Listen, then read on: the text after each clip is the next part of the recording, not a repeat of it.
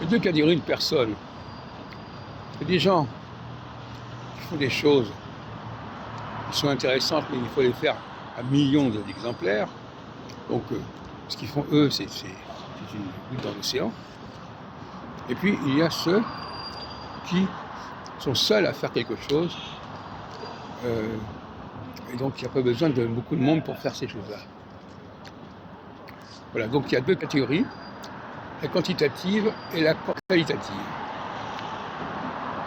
Il y a des hommes qui sont là pour faire des choses. À eux seuls, ils peuvent changer le monde. Ils peuvent sauver le monde. Et d'autres qui, à leur petite échelle, tout seuls, ils ne peuvent rien faire. Ils ne peuvent faire quelque chose que dans l'union des nombres, comme la grève, etc., comme la révolution.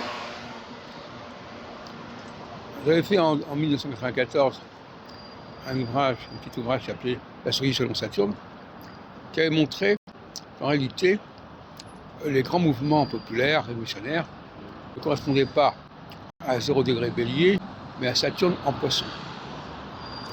Ce qui ressort des statistiques que j'avais faites à l'époque. C'est totalement différent.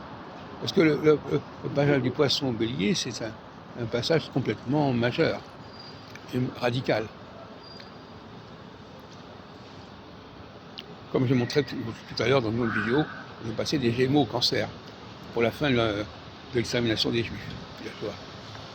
Eh bien, là, on passe du Poisson en 89, enfin, tous les 30 ans de révolution, 1830, 1841, on passe de une période populaire, de grands mouvements populaires, mouvements de grève, y compris en 1995, qui font partie de la série, à une période, au contraire, où il y a une dictature, il y a quelqu'un qui prend le pouvoir, comme Robespierre par exemple.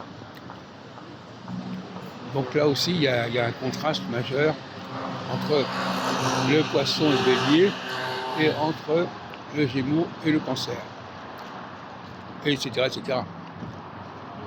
Ce sont, entre le Gémeaux et le Cancer, il y a le passage de l'axe solsticial, et entre le Poisson et le Bélier, il y a le passage de Saturne sur l'axe équinoxial, entre autres.